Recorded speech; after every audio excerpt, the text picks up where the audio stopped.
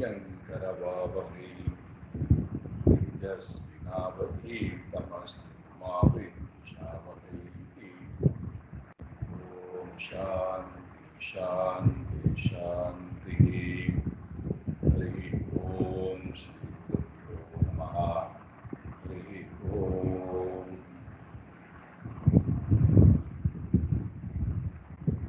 सच्चिदानंद रूपाय विश्वोत्पत्त्यादिहेतवे तापत्रय विनाशाय श्रीकृष्णाय वयं नमः। जन्माद्यस्य यतोऽन्वयात् इतरतश्चार्तेष्वभिज्ञस्वराट् तेने ब्रह्म हृदाय आदिकवये मुह्यन्ति यत्सूरये तेजो वारिमृदां यथा विनिमयो यत्र त्रिसर्गो मृषा धाम्ना स्वेन सदा निरस्तकुहकं सत्यं परं धीमहि। धर्मप्रोज्झितकैतवोऽत्र परमो निर्मत्सराणां सताम् वेद्यं वास्तवमत्र वस्तु शिवदं तापत्रयोन्मूलनं श्रीमद्भागवते महामुनिकृते किं वा परैरीश्वरः सद्यो हृद्यवरुध्यतेऽत्र कृतुभिः शुश्रूषुभिस्तत्क्षणात् निगमकल्पतरोर्गलितं फलं सुखमुखातमृतद्रवसंयुतं पिबत भागवतं रसमालयं मुहुरहो रसिका भुवि भावुकाः नारायणं नमस्कृत्य नरं चैव नरोत्तमं देवीं सरस्वतीं व्यासं ततो जयमुदीरयेत्। देवीं सरस्वतीं व्यासं ततो जयमुदीरयेत्।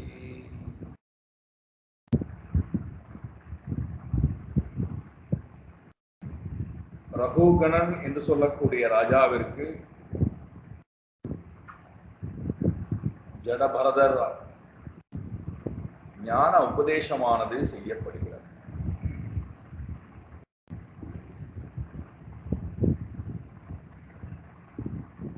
எதற்காக இந்த ஞான உபதேசம்?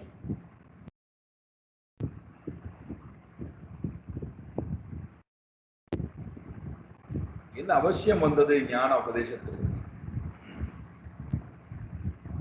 எப்பொழுதெல்லாம் ஜீவன் தன்னை அனாத்மாவிடத்திலே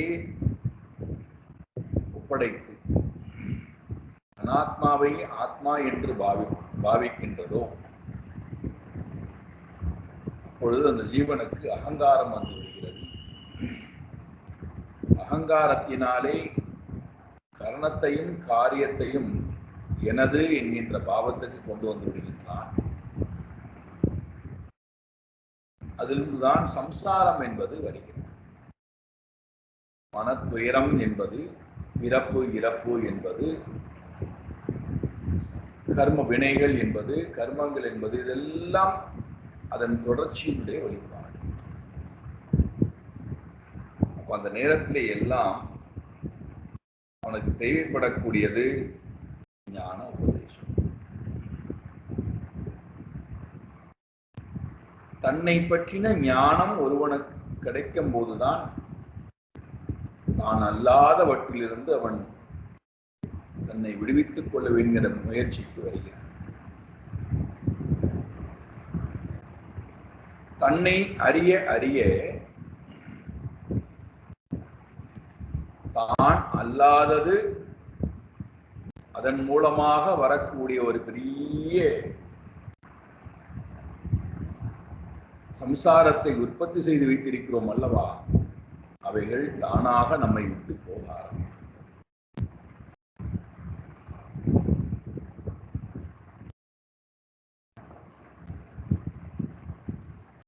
அதனால்தான் தன்னை அறிந்த பின்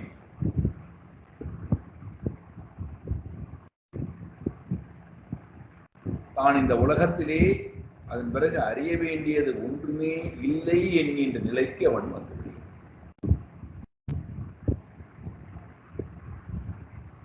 அதனால இங்கே ரகுகணனுடைய உபதேசமானது, பரதனுடைய உபதேசமானது நமக்கு கொடுக்கக்கூடிய உபதேசம், ரகுகணனின் மூலமாக நமக்கு கிடைக்கக்கூடிய உபதேசம். இவன் அனாத்மாவை ஆத்மா என்று பாவிக்கின்ற காரணத்தினாலே அனாத்மாவுடைய ஏற்றத்தாழ்வுகளை எல்லாம் வைத்துக் கொண்டு அதுதான் ஆத்மா என்று நினைக்கிறது. நான் உயர்ந்தவன், நான் ராஜா, நீங்கள் எல்லாம் வேலைக்காரர்கள், எனக்கு சேவகம் செய்யக்கூடியவர்கள், நீங்கள் எல்லாம் தாழ்ந்தவர்கள், நான் அறிவு உடையவன், பலம் உடையவன், பணம் உடையவன், நல்ல குலத்திலே பிறந்தவன். இதெல்லாம் அனாத்மாவனுடைய வெளிப்பாடு. ஆத்மாவை பற்றி சொல்லும் போது நேற்றைக்கு ஆரம்பித்தார், மறுபடியும் நாம் இன்றைக்கு பார்க்கிறோம். க்ஷேத்ரஜ்ஞா ஆத்மா புருஷா புராணஹா. எது ஒன்று எல்லா க்ஷேத்திரத்துக்குள்ளும் இருந்து க்ஷேத்ரஜனாக இருக்கிறதோ, எல்லாவற்றையும் அறிபவனாக இருக்கிறதோ, அதுதான் நான், அதுதான் என்னுடைய சொரூபம். ஆத்மா எல்லாவற்றுக்குள்ளும் ஆத்மாவாக இருந்து நான் நான் என்று சொல்கிறோம் அல்லவா, அந்த நான் தான் இங்கே ஆத்மா என்று சொல்லப்படுகிறது. ஆத்மா இஸ் ஈக்வல் டு நான், நான் இஸ் ஈக்வல் டு ஆத்மா. நான் என்று சொல்லும் போது நாம் இந்த மூன்றையும் கழித்துட்டு வச்சுக்கோம், அந்த நான் தான் உண்மையான ஆத்மா. எந்த மூன்றை கழிக்கணும்? காரிய கரண வாசனையுடன் கூடிய கர்த்தா. இந்த மூன்றையும் நீங்க கழித்து விட்டால் அதன் பிறகு ஒரு நான் என்று சொல்லப்படுகிறதே, அந்த நான் இங்கே ஆத்மா. இந்த மூன்றுடன் சேர்ந்திருக்கக்கூடிய நான் அனாத்மா.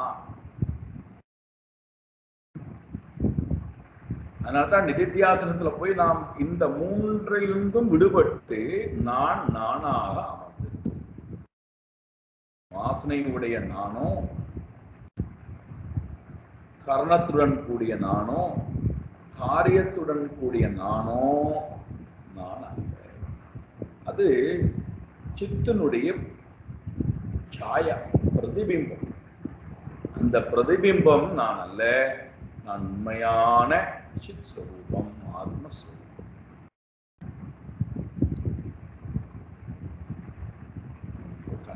வந்து ஒரு தீபத்தை ஏற்றி வைக்கிறோம், அகல் தீபத்தை ஏற்றி வைக்கிறோம்.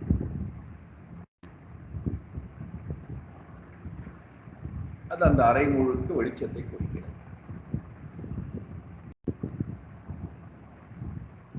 இப்ப அது பக்கத்துல அதுக்கு முன்னாடி கொண்டு போய் கண்ணாடியை வைத்தும் வைத்துக் கொள்ளும். இந்த தீபத்துக்கு முன்னாடி ஒரு கண்ணாடியை கொண்டு போய் வைத்தோம். ஏன்னா அந்த கண்ணாடி அந்த ஒளியை வாங்கி கொண்டு கண்ணாடிக்கு உள்ளும் ஒரு ஒளியை தீபத்தை காட்டுகிறது. கண்ணாடிக்கு பிரதிபலிக்கக்கூடிய ஆற்றல் இருக்கின்ற காரணத்தினாலே அது என்ன பண்ணுகிறது? அதனுடைய திசை முழுக்க அது ஒரு ஒளியை எழுப்பி காட்டுகிறது. கண்ணாடிக்குள்ள இருக்கக்கூடிய தீபமும் உண்மை அல்ல, கண்ணாடி வாங்கி வெளிப்படுத்தக்கூடிய ஒளியும் தீபத்தினுடைய சுடரும் ஒளி அல்ல. உண்மையான ஒளி என்பது தீபத்தினுடைய. அதே போலதான் மனது, ஆத்மா. ஆத்மா என்பது தீபம், மனம் என்பது கண்ணாடி. இப்ப இந்த மனம் ஆத்மா பக்கத்துல இருக்கின்ற காரணத்தினாலே இந்த ஒளியை வாங்கி கொண்டு அது ஒரு தோற்றத்தை உற்பத்தி செய்கிறது. அந்த தோற்றம் சாயாவுடைய தோற்றம், அது நான் அல்ல, அந்த ஆத்மா நான் அல்ல. அதனால தான் அந்த ஆத்மாவுடைய சொரூபம் என்னடான்னா புருஷா புராணா. அது முழுமையானது. அது எல்லா சரீரத்துக்குள்ளும் வியாபித்திருக்கக்கூடியது. சாக்ஷாத் ஸ்வயம் ஜோதிகி. ஸ்வயம் ஜோதி, தன்னைத்தானே ஒளிர்வித்துக் கொண்டிருக்கக்கூடியவை. தன்னை ஒளிர்விப்பதற்கு வேற ஒரு ஒளியினுடைய துணையே தேவை. சூரியனை ஒளிர்விப்பதற்கு எப்படி வேறொரு ஒளி தேவையில்லையோ, அதே போல என்னை ஒளிர்விப்பதற்கு எந்த ஒரு ஒளியினுடைய சக்தியும் தேவையில்லை. நான் இருக்கிறேன் என்பதை ஒளிர வைப்பதற்கு, தெரியப்படுத்துவதற்கு யார் ஒருவனுடைய பிரமாணமும் எனக்கு தேவை. சூரியனுடைய ஒளி வேண்டுமா, சந்திரனுடைய ஒளி வேண்டுமா, நட்சத்திரங்களுடைய ஒளி வேண்டுமா, மின்னலுடைய ஒளி வேண்டுமா, தீபத்தினுடைய ஒளி வேண்டுமா, அல்லது இன்றைக்கு இருக்கக்கூடிய மின்சாரத்தினுடைய ஒளி வேண்டுமா, எதனுடைய ஒளியும் நான் இருக்கிறேன் என்பதை அறிவதற்கு, அதை ஒளிர்விப்பதற்கு யார் ஒருவனுடைய துணையும் எனக்கு தேவை. எந்த பிரமாணமும் எனக்கு தேவை. ஸ்வயம் ஜோதி.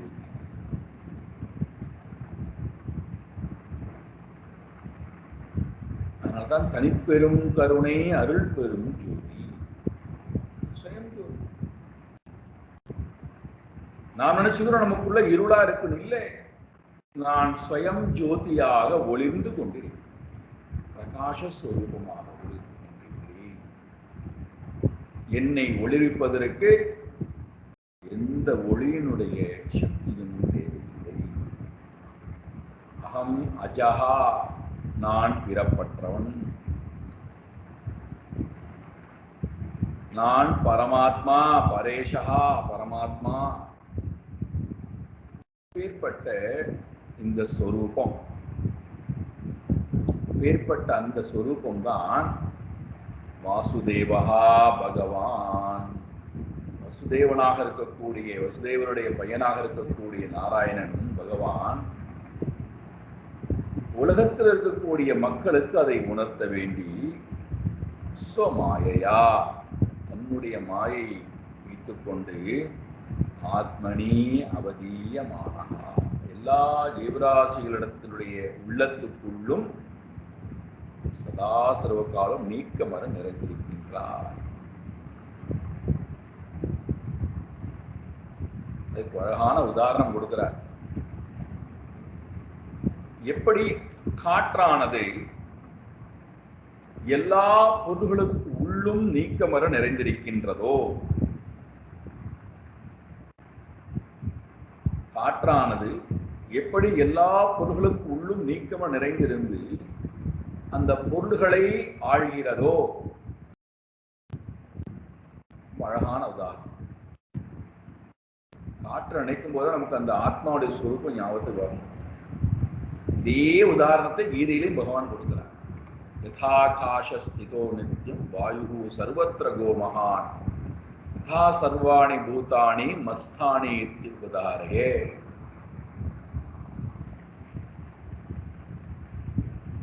காற்றானது எல்லா இடத்திலும் சஞ்சாரம் செய்கிறது, எல்லா வஸ்துக்களுக்குள்ளும் இருக்கிறது. ஆனால் எந்த வஸ்துக்களுடைய தோஷத்தினாலும் இந்த காற்று எப்படி பாதிப்பை அடைவது இல்லையோ, காற்று இருப்பதனால் பொருள்கள் இருக்கிறதோ, அதே போல பிரம்மன் அல்லது ஆத்மன் எல்லா ஜீவராசிகளுக்கு உள்ளும் நிறைந்திருக்கிறார், எல்லா ஜீவராசிக்கு வெளியிலும் இருக்கிறார். எல்லா ஜீவராசிகளுக்கு உள்ளும் இருந்தாலும் ஜீவராசிகளுடைய நன்மை தீமையினாலே எந்த பாதிப்பும் அடைவதில்லை.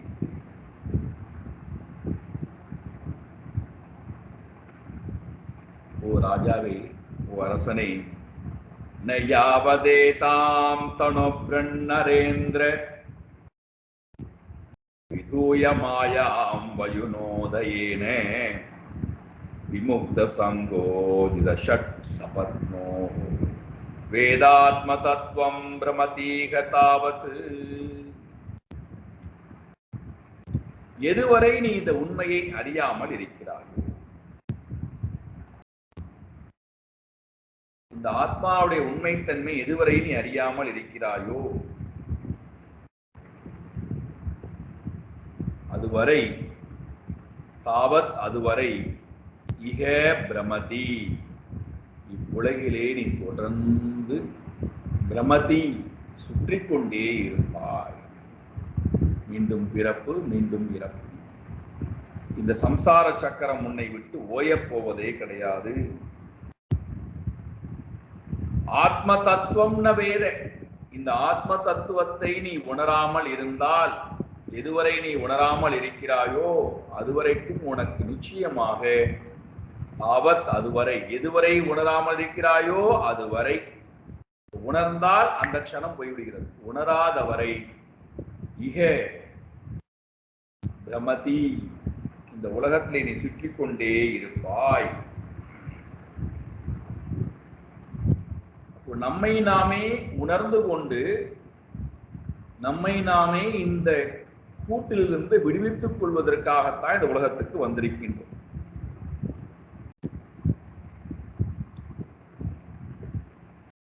ஒருவேளை நான் அதை உணராமல், ஆத்ம தத்துவத்தை உணராமல் இருந்துவிட்டால் நான் மீண்டும் மீண்டும் சுற்றி கொண்டேதான் இருப்பேன். மீண்டும் ஞாபகப்படுத்துறார். நயாவதே தன்மன ஆத்மலிங்கம் சம்சார தாபாவபனம் ஜனஸ்யே யச்சோக மோக மயராகலோக வைரானுபந்தம் மமதாம் விதத்தே. சோக மோக ராக லோப வைர அனுபந்தம் மமதாம் விதத்தே. இதெல்லாம் நம்மகிட்ட இருக்கான்.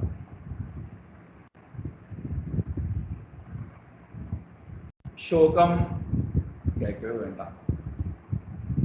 மோகம் இருக்கிறது. மோகமயம், ஆமயம் என்றால் நோய், மோகத்தினாலே வரக்கூடிய நோய் அதுவும் இருக்கிறது. ராக இருக்கிறது, ஆசை, பற்றுதல் இருக்கு. லோபகா பேராசை, வைர அனுபவா பகை, வைரீபாவம், பந்தம், இது எல்லாம் நம்மிடத்திலே இப்பொழுது குடிகொண்டிருக்கக்கூடிய அனுபவங்கள்.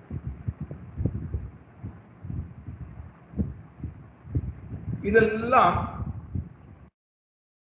யாரால் ஏற்படுத்தப்படுகிறது?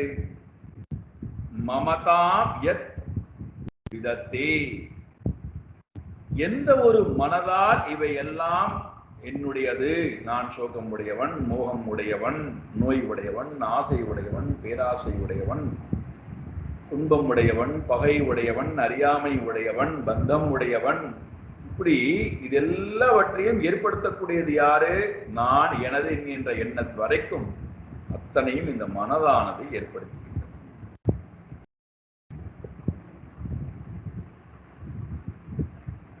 இதுல போய் அபிமானம் ஒருவன் கொள்கிறான் என்றால் அவனுக்கு பேர் தான் ஜீவன்.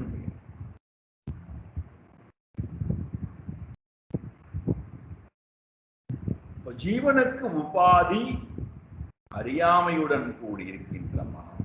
ஏதத் மனஹா, இப்பேற்பட்ட மனதை, இப்பேற்பட்ட மனதை ஜீவனுடைய உபாதி என்று தெரிந்து கொள். இந்த மனம்தான் சம்சார தாப, சம்சார தாப, சம்சார தாப அவபனம் யாவத் ந வேத.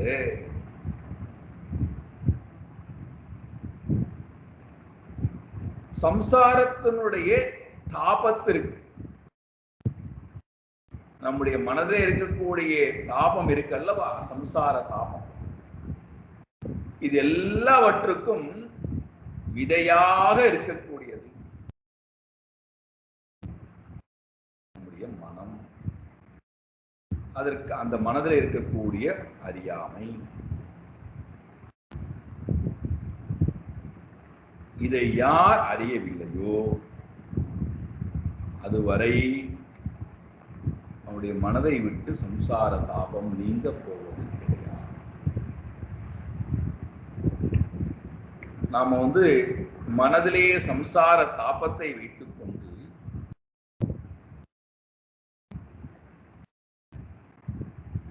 வெளியிலே சென்று நாம் விதவிதமான செயல்பாடுகளை தொடர்ந்து கொண்டே இருந்தாலும் ஒரு மாற்றமும் உள்ளே வரப்போவதில்லை.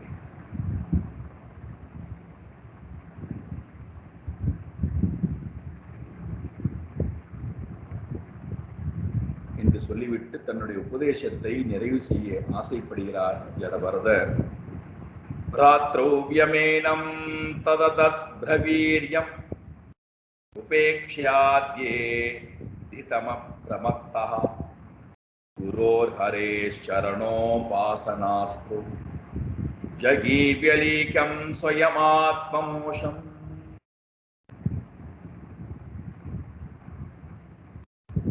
ஏ சகோதரனே,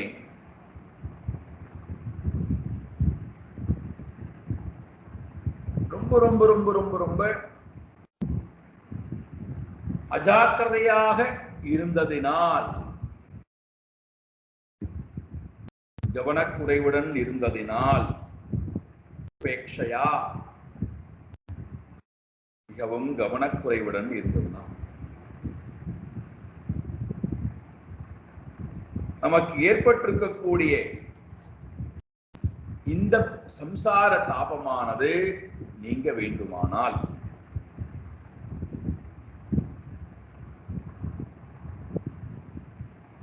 நமக்கு தேவை உண்மையை அறிந்து பார்க்கக்கூடிய அறிவு.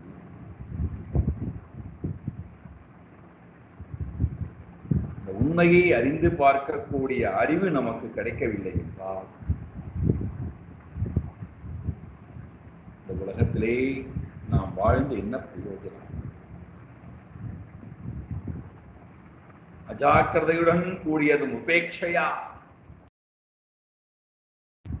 நாம் ஞானத்தை விட்டு விலகி இருக்கின்ற காரணத்தினாலும்,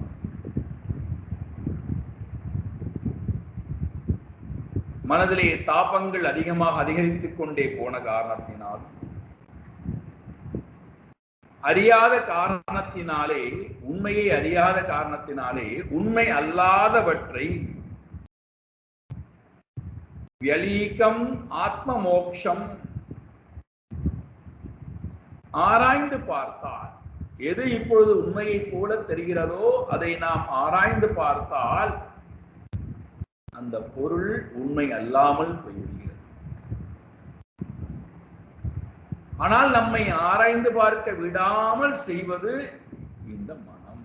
மனதில் இருக்கக்கூடிய மேலே சொல்லப்பட்ட சோக, மோக, வியாதி, நோய், ஆசை, இதெல்லாம் என்னை ஆராய்ந்து பார்க்க விடாமல் செய்யும். இதெல்லாம் என்ன செய்கின்றதாம்? ஆத்ம மோக்ஷம், ஆத்மாவனுடைய உண்மை சுரூபத்தை மறைத்து என்னை எப்பொழுதுமே மயக்கத்திலும் தாபத்திலுமே வைத்திருக்கக்கூடியது. ஏதத் மனஹா, இந்த மனதை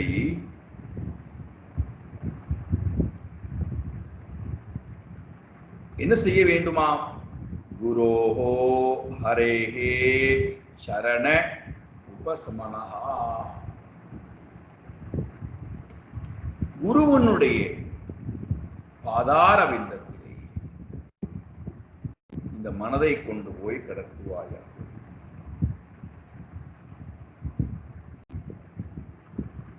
ஹரேஹே சரணார விந்தையோ, நாராயணனுடைய சரணார விந்தத்திலே கொண்டு போய் மனதை வை.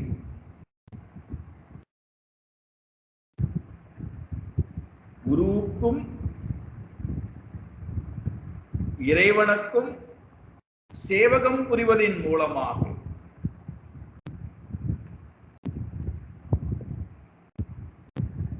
இரண்டு பேருடைய அந்த சேவகம் என்று சொல்லக்கூடிய அஸ்திரஹா, அஸ்திரத்தின் மூலமாக ஜகிஹி, வெற்றி பெறுவாயாக.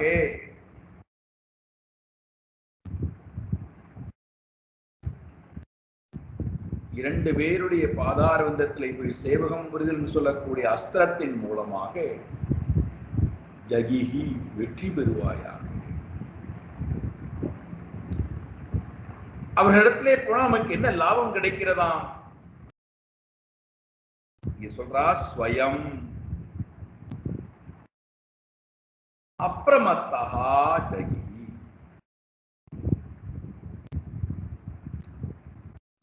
ஸ்வயம் அப்ரமத்தா, பிரமத்த கவனக்குறைவு, அப்ரமத்தாக என்றால் கவனக்குறைவு இல்லாதவனாய். இறைவனிடத்திலும் குருவிடத்திலும் போனால் நமக்கு கிடைக்கக்கூடிய லாபம் கவனம், நம்மை பற்றின கவனம், உலகத்தை பற்றின கவனம், இந்த ரெண்டும் கிடைக்கிறது. அப்ப என்ன பண்றோம்? குரு என்ன பண்றார்? ஞானத்தை கொடுப்பதன் மூலமாக நம்முடைய அறியாமை திரையை விலக்கி விட்டுட்டே இருக்கார். இறைவனை பார், இறைவனை பார் என்று இறைவனுடைய சொரூபத்தை காமித்துக் கொண்டே இருக்கிறார்.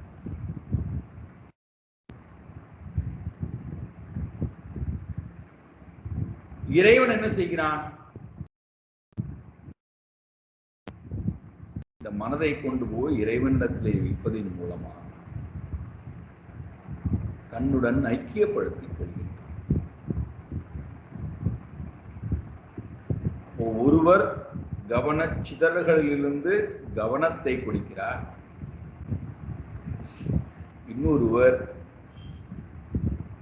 முழுமையாக தன்னிடத்திலே ஐக்கியமாகும்படி செய்து விடுகிறார்.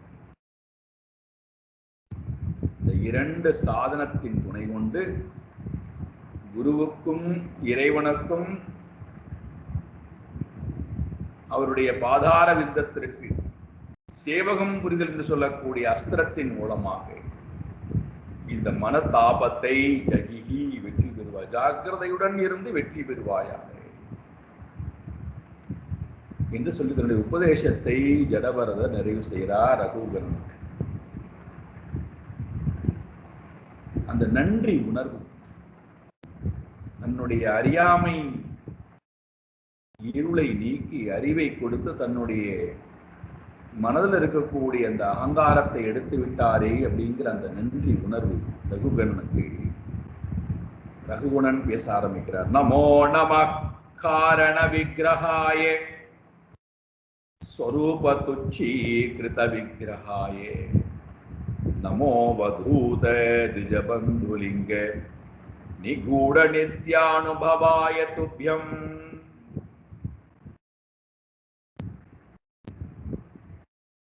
தன் முன்னாடி இருக்கக்கூடிய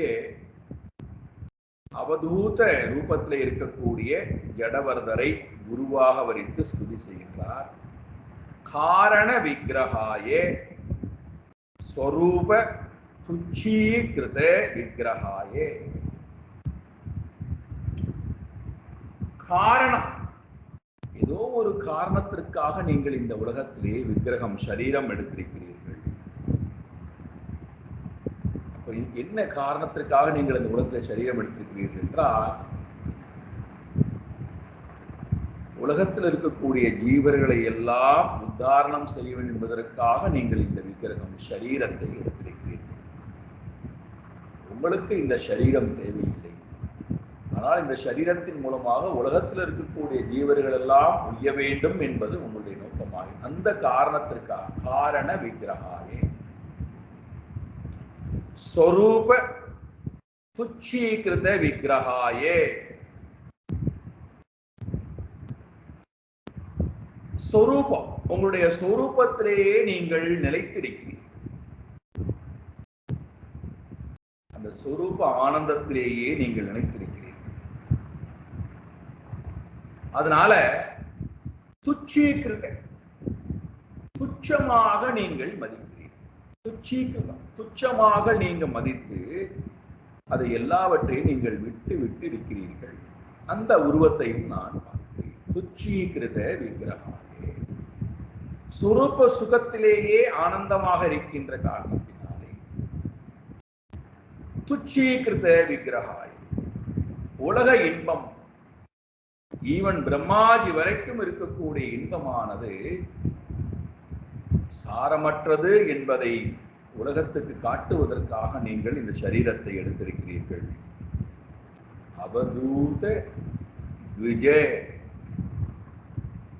பந்துலிங்க நிகூட. அவதூதன் சரீரத்திலே அபிமானம் இல்லாத காரணத்தினாலே சரீரத்திலே எந்த ஆடையும் உடுத்திக் கொள்ளாமல் திகம்பரராக எல்லா க்ஷேத்திரமும் போய்கொண்டே இருப்பதுதான் அவதூதன். அப்பேற்பட்ட அவதூதராகவும் நீங்கள் இருக்கிறீர்கள்.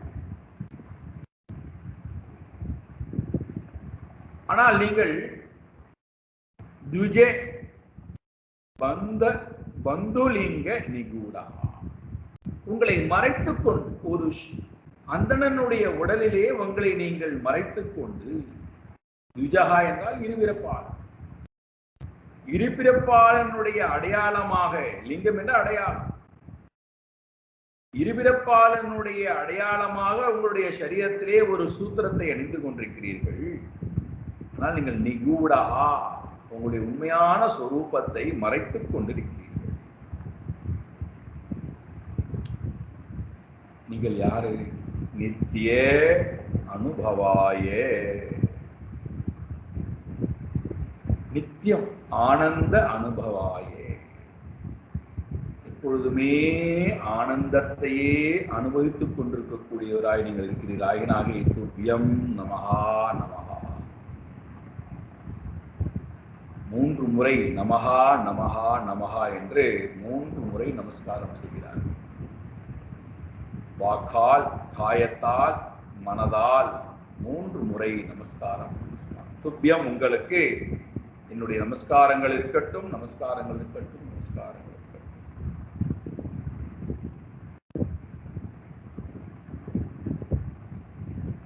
ஒரு பெரிய வியாதி என்னிடம் இருந்தது. அந்த வியாதிக்கு நல்ல மருந்தை நீங்கள் கொடுக்கிறீர்கள். என்னுடைய வியாதி இப்பொழுது பூர்ணமாக குணமடைந்து விட்டது.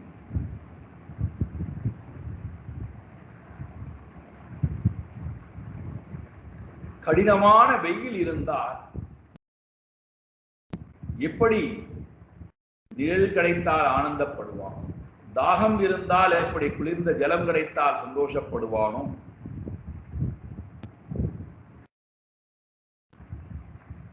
சரீரத்திடத்திலே அபிமானம் கொண்ட நான்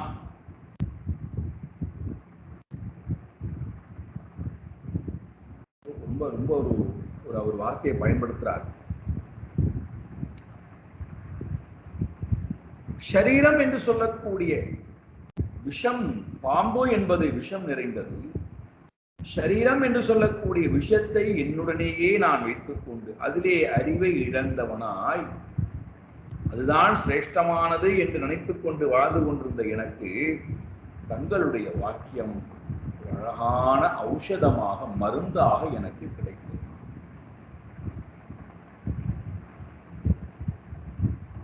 என்னுடைய வியாதியை போக்கிய உங்களுக்கு மீண்டும் மீண்டும் நமஸ்காரத்தை தெரியப்படுத்திக் கொள்கிறேன்.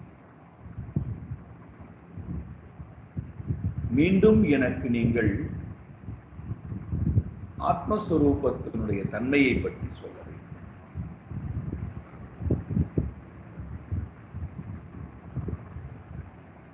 அதோடு மட்டுமல்ல, 2 கேள்வி கேட்கிறார். எனக்கு மீண்டும் நீங்கள் ஆத்மஸ்வரூபத்தை பற்றி எனக்கு நீங்கள் சொல்ல வேண்டும். 2வது, யதாக யோகேஸ்வரே திருஷ்யமானம் கிரியாபலம் சத்வயவஹார மூலம் நஹிஞ்சசா தத்வ விமர்சனாய பவானமுஷ்மின் பிரமதே மதோமே. இது முக்கியமான ஒரு கேள்வி.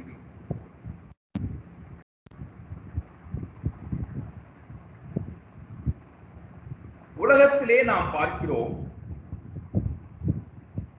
கிரியா பலம், விவகார மூலம்.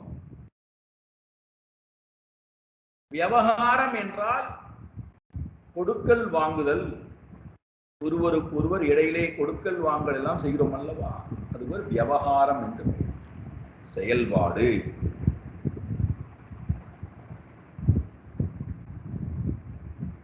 விவகாரம் என்றால் நடவடிக்கை. ஒருவருக்கு ஒருவர் அன்பு காட்டுவதாக இருந்தாலும் சரி, ஒருவருக்கு ஒருவர் வெறுப்பை காட்டுவதாக இருந்தாலும் சரி, ஒருவருக்கு ஒருவர் கொடுக்கல் வாங்கல், இதெல்லாம் விவகாரம் சொல்லும். இந்த விவகாரம் என்பது எங்கிருந்து துவங்குகிறது? கிரியாபலம். பாருங்களேன், நம்ம வீட்டுக்கு யாராவது ஒருவர் அவர்கள் வீட்டிலே செய்திருக்கக்கூடிய பதார்த்தத்தை ஒரு பாத்திரத்திலே நமக்கு கொண்டு வந்து கொடுக்கிறார்கள் என்றால் அது அன்பின் முகத்தோட வாங்கிக்கிறோம். திருப்பி நாம் என்ன பண்றோம், அந்த பாத்திரத்தை அப்படியே கொடுக்கறது இல்லை. நாம நம்முடைய வீட்டில் இன்னைக்காவது நல்லகா ஒரு விஷயம் பண்ணோம் என்றால் அதை அது பாத்திரத்தில் போட்டுக்கொண்டு இது விவகாரம். நீ எனக்கு கொண்டு கொடுக்கிறாய், நான் கொடுக்கிறேன். அப்போ ஒரு கர்மத்தினுடைய பலன் திருப்பி அந்த அந்த கர்மத்தினுடைய பலனாக அது உருவெடுக்கிறது. இதுதான் விவகாரம். ஒரு கர்மத்தை செய்கிறோம், பலன் வருகிறது, மீண்டும் அதற்காக ஒரு விவகாரம், மீண்டும் ஒரு நடவடிக்கை, மீண்டும் கர்ம பலன் வருகிறது, மீண்டும் ஒரு விவகாரம் வருகிறது. அப்ப தொடர்ந்து கர்மத்தினுடைய பலன் விவகாரத்திலேயே நம்மை வைத்திருக்கும் தன்மைப்படுகிறது. அதனால்தான் இங்க ஒரு வார்த்தை போற, விவகார மூலம் கிரியாபலம். கர்மத்துக்கு என்ன பலன்டானா, நம்மை கர்மத்திலிருந்து விடுவிப்பதற்கு உண்டான அருகதை அதற்கு இல்லை. இது முதல்ல புரியணும். இது ஆழமா புரிஞ்சாதான் ஏறம் கட்டுதுன்னு சொல்வாங்க. சீக்கிரம் எல்லாவற்றையும் சுருட்டி கொண்டு வேகமாக நம்முடைய இருப்பிடத்துக்கு வரணும்னு தோணும்.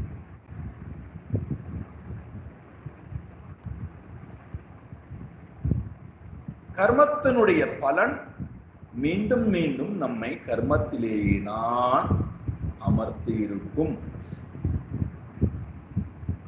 மீண்டும் ஒரு பிறப்பை கொடுத்து, அதுல ஆயுளை கொடுத்து, அதுக்கு உண்டான போகத்தை கொடுத்து, திரும்ப திரும்ப நம்மை கர்மத்தில் தான் கொண்டு. கர்மத்திற்கு ஞானத்தை கொடுக்கக்கூடிய அதிகாரம் உண்டா? கிடையாது. கர்மத்திற்கு என்னை கர்ம வினைகளிலிருந்து விடுவிக்கக்கூடிய அதிகாரம் உண்டா? கிடையாது. கர்மத்திற்கு அகங்காரத்தை போக்கக்கூடிய ஆற்றல் உண்டா? கிடையாது. கர்மத்திற்கு அறியாமையை போக்கக்கூடிய ஆற்றல் உண்டா? கிடையாது.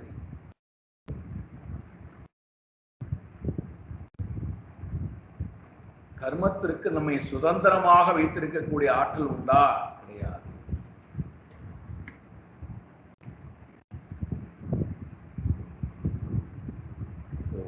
ரகுகணன் கேட்கிறார், நீங்கள் சொன்னீர்கள்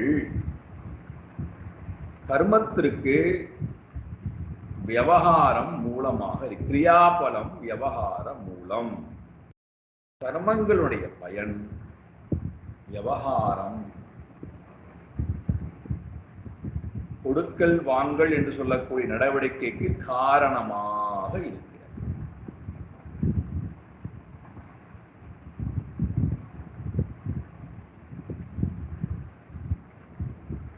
அதனால்தான் நம் 15ஆம் அத்தியாயத்துல பகவான் ரொம்ப அழகான ஒரு சொல்ல பயன்படுத்தி பேசுறார். ஊர்த்வமூலம் அதசாகம் அஸ்வத்தம் பிராகுரவ்யம் அப்படின்னு அந்த ஸ்லோகம் ஆரம்பிக்கின்றது.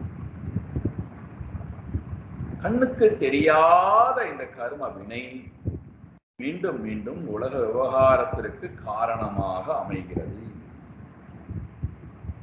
அடுத்தது, இந்த கர்ம வினையினாலே அஞ்சசா தத்துவே அவமர்ஷனாயே நகி.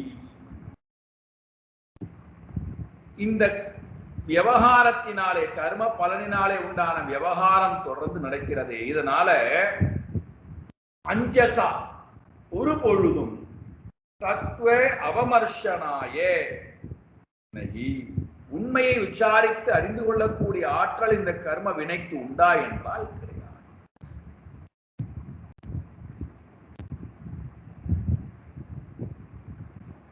எவ்வளவு பெரிய தோஷம் பாரு.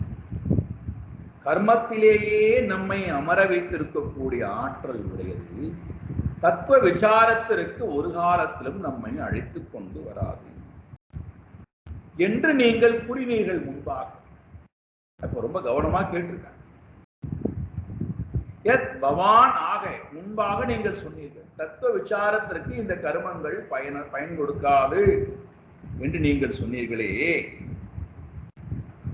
அமுஷ்மின் மே மனஹா பிரமதி, இந்த விஷயத்திலே என்னுடைய மனமானது சந்தேகம் கொள்கிறது. எனக்கு இதை பற்றி நீங்கள் தெளிவாக விவரிக்க.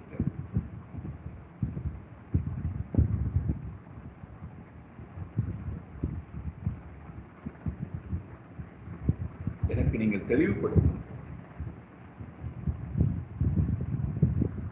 இதை கேட்ட உடனே ரொம்ப சந்தோஷப்படுறார். பிராமண வேடத்தில் இருக்கக்கூடிய பரதன் சம்சாரத்தினுடைய தாபத்தை பற்றி பேச ஆரம்பிக்கிறார். அழகான உபதேசமானது. சம்சாரத்தினுடைய தாபம், எப்படி சம்சாரமானது ஒருவனுக்கு வருகிறது,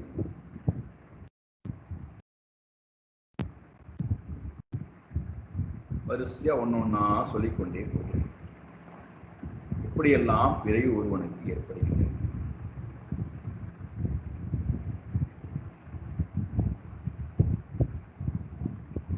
அனாத்மாவை ஆத்மா என்று பாவிக்கின்ற காரணத்தினாலே இந்த மனம்தான் எல்லாவற்றுக்கும் மூல காரணம்.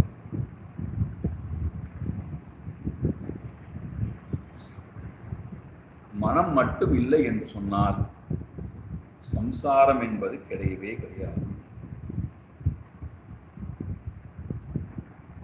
ஆகினாலே மனதை கடந்திருக்கக்கூடிய ஆத்மாவை பார்ப்பதற்கு முயற்சி சொல்லிவிட்டு, ஞானம் விசுத்தம் பரமார்த்தமேகம் அனந்தரம் பகிர் பிரம்ம சத்யம் பிரத்யக் பிரசாந்தம் பகவத் சப்த சம்யம் யத் வாசுதேவம் கவயோ வதந்தி. கவயஹா வதந்தி, உண்மையை உணர்ந்திருக்கக்கூடிய ஞானிகள் இவ்வாறு சொல்கிறார்கள். என்ன என்று சொல்கிறார்கள்? யது பகவத் சப்தம் சம்யக் சம்யம் வாசுதேவம் கவயஹா வதந்தி. பகவான் என்று கூறப்படக்கூடிய வாசுதேவன் தான் என்று உண்மையை உணர்ந்திருக்கக்கூடிய ஞானிகள் சொல்கிறார்கள். யார் அந்த வாசுதேவன்? யார் அந்த பகவான்? ஞானம் விசுத்தம் பரமார்த்தம் ஏகம் அனந்தரம் அபகிஹி பிரத்யக் பிரசாந்தம் பிரம்ம சத்யம்.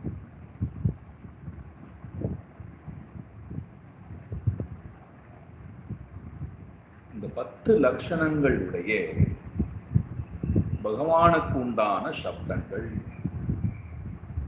பகவான் என்று சொல்லப்படக்கூடிய இந்த 10 விதமான லட்சணங்கள் ஞானிகளால் பிரம்மன் வாசுதேவன் என்று சொல்லப்படுகிறது.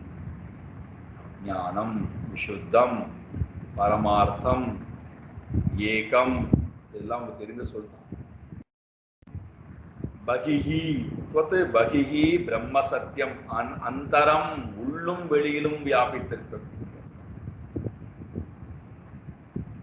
பிரத்யேக ஆத்மா, ஒவ்வொரு சரீரத்துக்குள்ளும் ஆத்மா என்று சொல்லப்படக்கூடியவராயிருக்கின்றார். சாந்தம் பிரசாந்தம் ஏற்பட்ட இந்த பிரம்மஸ்வரூபம், இந்த ஞானம், இப்பேற்பட்ட ஞானமானது ஒருவனுக்கு சுலபமாக கிடைத்து விடுமா? கடினமாக தவம் ஏற்றினால் கிடைத்து விடுமா? நிறைய தான தர்மங்கள் எல்லாம் கொடுத்தால் கிடைத்து விடுமா? நான் நித்திய அனுஷ்டானம் செய்கிறேன், நித்திய உபாசனை செய்கிறேன், நித்திய பூஜை செய்யக்கூடியவனாக இருக்கிறேன், எனக்கு இந்த ஞானம் கிடைத்து விடுமா என்றால் முக்கியமான ஒரு வார்த்தையை இங்க பயன்படுத்துறார்.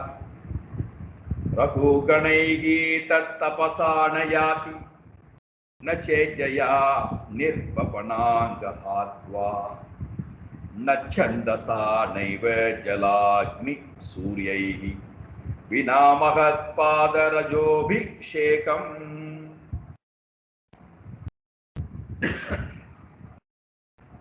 முக்கியமான ஒரு சொல்ல பயன்படுத்துறார், சிந்திக்க வேண்டிய ஒரு சொல்ல பயன்படுத்துறார்.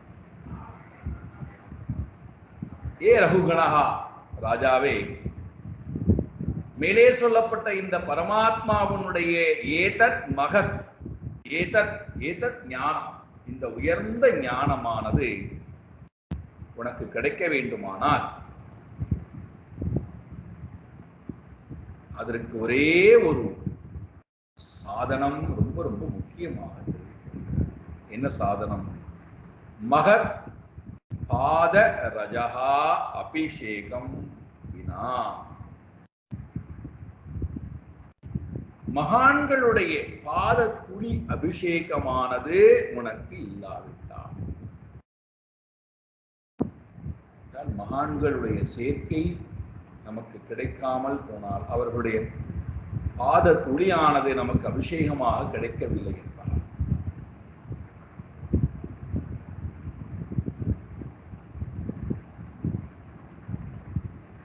என்ன பிரயோஜனம்? கேட்கிறார். நீ கடுமையாக தவம் ஏற்றியிருக்கலாம், தபசா நயாதி இச்சையா நயாதி, யாகத்தினால் நான் அடைந்து விடலாமா? முடியாது. கடும் தவம் ஏற்றுவதனாலே இந்த ஞானம் கிடைத்து விடுமா? கிடைக்காது. நிர்வபனா, யாகத்தினால் ஏற்படுமா என்றால் ஏற்படாது. கர்மகாண்டத்தில் இருக்கக்கூடிய வைதிக கர்மங்களை செய்வதனால் ஏற்படுமா? ஏற்படாது. கிரகாத்வா, கிரகஸ்த ஆசிரமத்திலே மேற்கொள்வதனால ஏற்படுமா என்றால் ஏற்படாது. சந்தசாவா, வேதங்களில் சொல்லப்பட்டிருக்கக்கூடிய தர்மங்கள் நியமங்களை எல்லாம் பின்பற்றுவதனால ஏற்படுமா என்றால், நல்ல பண்புகளை எல்லாம் வைத்துக் கொள்வதனால இந்த ஞானம் கிடைக்குமா என்றால், அஹிம்சா, சத்தியம், பிரம்மச்சரியம், அஸ்தேயம், அபரிகிரகம், ஈஸ்வர பிரணிதானம், யம நியம, இதெல்லாம் கிடைக்குமா என்றால் கிடைக்காது. ஜல அக்னிஹி சூரியைஹி வா நயே, ஜலத்திலே ஸ்நானம் ஆடுவதனாலோ, அக்னிஹோத்திரங்கள் செய்வதனாலோ, சூரிய நமஸ்காரங்கள் செய்வதனாலோ இந்த ஞானம் கிடைக்குமா என்றால் கிடைக்காது. இதெல்லாம் அன்றைக்கே சொல்லிட்டு போயிட்டார்.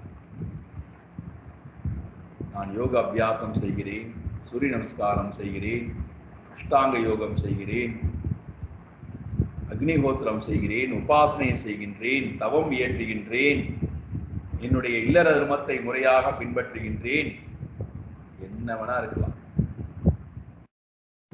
ஒருவனுடைய பாதார விந்தத்தினுடைய அந்த துளி அபிஷேகம் நம்மிடம் ஏற்படவில்லை, இந்த ஞானம் கிடைப்பது துர்லபமே.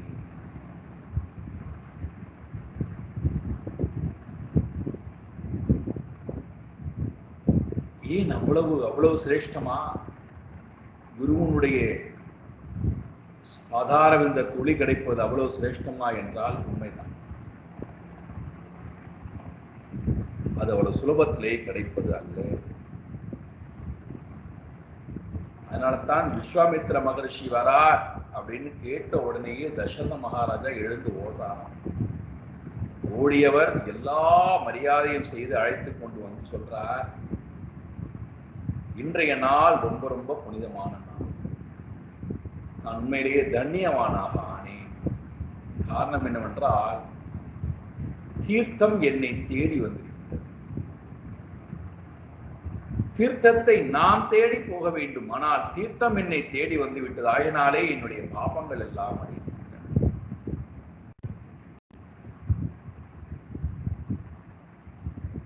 நாரத மகரிஷி சொல்றார், தீர்த்தி குர்வந்தி தீர்த்தானி சுகர்மி குர்வந்தி கர்மாணி தத் சாஸ்திரி குர்வந்தி சாஸ்திராணி அப்படின்னு 3 லட்சணம் கொடுக்கிறார். எந்த ஒரு சாஸ்திரத்தை அவர்கள் நமக்கு உபதேசம் செய்கிறார்களோ அந்த சாஸ்திரம் ரொம்ப ரொம்ப புனிதமான சாஸ்திரமாக மாறிவிடுகிறது. அதனால்தான் நூற்றுக்கணக்கான உபநிஷதங்கள் இருந்தாலும் கூட இன்றளவும் நாம் 10 உபநிஷதங்களை ரொம்ப சிரேஷ்டமாக சொல்கிறோம். 10 உபநிஷதங்கள் படித்தாலே போதும். மற்ற உபநிஷதங்கள்லாம் படிக்க வேண்டாமாடா, நான் படிக்கணும். ஆனா 10 உபநிஷதமானது ரொம்ப ரொம்ப முக்கியமானது. சொல்வதற்கு காரணம் என்ன? 3 ஆச்சாரியர்களும் அதற்கு பாஷ்யம் எழுதியிருக்கிறார். மத்வாச்சாரியரும் சரி, ராமானுஜாச்சாரியாரும் சரி, ஆதிசங்கர பகவத்பாதர் 3 பேரும் அதற்கு பாஷ்யம் எழுதியிருக்கிறார், விளக்க உரை எழுதியிருக்கிறார். அப்போ அந்த சாஸ்திரத்தை அவர்கள் புனிதப்படுத்துகிறார்.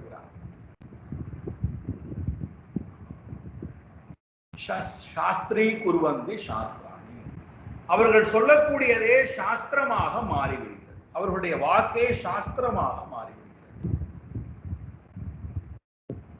சாஸ்திரம்னா என்னது? சாச என்றால் உபதேசம். அவர்கள் கொடுக்கக்கூடிய அந்த நல்ல வார்த்தைகள் நமக்கு நல்ல பலனை கொடுக்கக்கூடியதாக அமைகிறது. நம்முடைய மனதில் இருக்கக்கூடிய தாபத்தை எல்லாம் நீக்குவதாக அமைகிறது. அப்ப அதையே பின்பற்றி நாம் போறோம். அதே போல சுகர்மி குர்வந்தி கர்ம, அவர்கள் கர்மத்தை செஞ்சா அந்த கர்மமானது புனிதமான கர்மமாக மாறுகிறது. தீர்த்தி குர்வந்தி தீர்த்தானி, அவர்கள் போய் ஒரு இடத்துல ஸ்நானம் ஆடினால் அது தீர்த்தம்னு சொல்ல ஆரம்பிச்சாங்க. அதனால நம்ம தமிழ்நாட்டை கூட பாருங்கள், திவ்ய கஷேத்திரங்கள்னு சொல்றோம். ஒரு ஆலயத்துக்கு போனா அது ஆலயம் தான் சொல்றோம். ஆனா சில ஆலயத்துக்கு போகும்போது திவ்ய கஷேத்திரம் சொல்றோம். 108 திவ்ய கஷேத்திரங்கள், சிவக்ஷேத்திரங்கள், பாடல் பெற்ற ஸ்தலம் சொல்றோம். ஏண்டான்னா அங்க போய் இந்த ஞானிகள் வழிபாடு செய்த காரணத்தினாலும்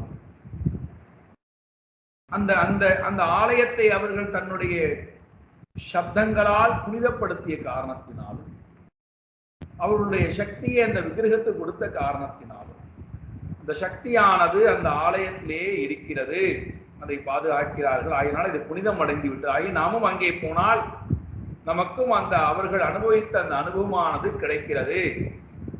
ஆகினாலே அது க்ஷேத்திரம், புண்ணிய க்ஷேத்திரம், புனித க்ஷேத்திரம். மகான்களுடைய சேர்க்கை என்பது ஜென்ம ஜென்மாந்தரமான பிறவிகள் நாம் புண்ணியம் செய்திருந்தால் மட்டும்தான். அவர்களிடத்தில் கிடைக்கக்கூடிய உபதேசம் என்பதும் கோடானு கோடி பிறவி புண்ணியம் செய்திருந்தால் மட்டும்தான். நான் கடுமையாக யாகங்கள் செய்கிறேனே, ஹோமங்கள் செய்கிறேனே, பூஜைகள் பண்ணுகிறேனே, இல்ல தர்மத்தை பின்பற்றுகின்றேனே, அதனால் ஞானம் வருமா என்றால் அந்த சாஸ்திரத்தை நான் அதுல இருக்கிற சூக்ஷ்மத்தன்மையை உணரணும்னா மகத் பாத ரஜோஹோ அபிஷேகம், மகான்களுடைய பாத துளி, அதை நான் அபிஷேகமாக பெறுகின்ற நேரத்தை அது கிடைக்காமல் போனால், அதனால்தான் ஆதிசங்கர பகவத்பாதால் மனச்சேன லக்னம் குரோரங்கிரி பத்மே ததக்கின் ததக்கின் ததக்கின் எல்லாம் இருக்கு, ஒன்னிடம் இல்லாததே இல்லை, எல்லாம் இருக்கு. ஆனால் மனமானது குருவினுடைய பாதார விந்தத்திலே போய் லயமாகவில்லை என்றால் ததக்கின் ததக்கின் ததக்கின் ததக்கின்.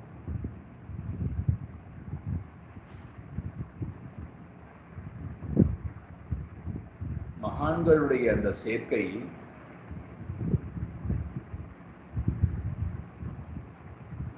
அவர்கள் என்ன செய்கிறார்கள்? நம்மையும் அறியாமல் நம்முடைய அகங்காரத்தை வேறறுக்க வைத்து இறைவனோடு நம்மை சேர்த்து விட்டு போய்விடுகிறார். இது நம்மையும் அறியாமல் நடக்கிற ஒரு மேஜிக், ஒரு மாயாஜால வித்தை. நம்மையே நினைத்துக் கொண்டிருந்தது போய், நம்முடைய உடைமையிலேயே நினைத்துக் கொண்டிருந்தது போய் இறைவனையே நினைக்க ஆரம்பிச்சோம். எப்படி நடந்ததுடான்னா அதான் ரகசியம். திரும்ப திரும்ப திரும்ப அவர்களுடைய அந்த உபதேசத்தை காது வழியாக கேட்டு கேட்டு மனதிலே இறைவனை பற்றியே நடந்தது அல்லவா ஆண்டாள் பிராட்டி. அப்பா 108 திவ்ய கஷேத்திரத்தினுடைய பகவான் வைபவத்தை கேட்க கேட்க அவளை அறியாமல் தன்னை இழந்தான், உலகத்தை மறந்தான், நாராயணனையே நினைத்தான்.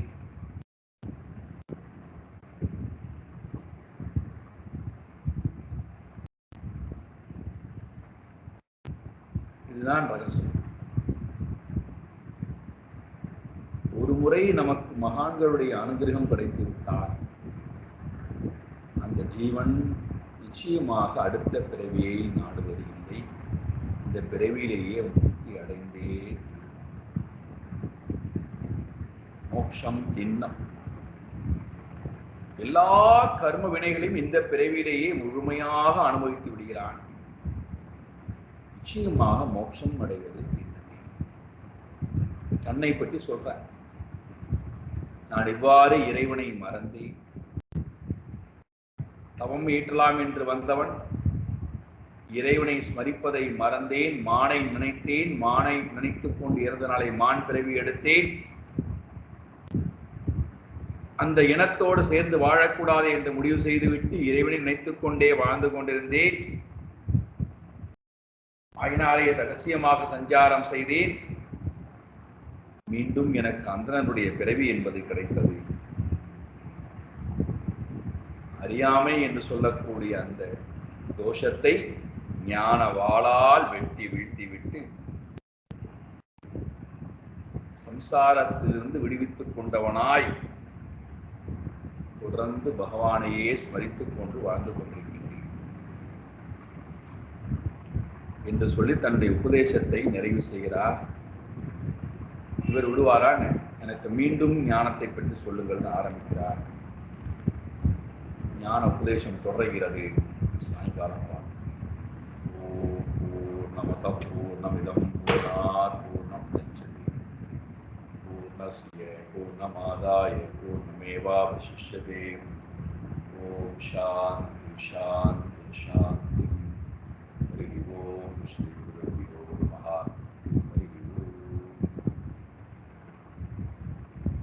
இரண்டு விஷயம் உங்களோட பகிர்ந்து கொள்ள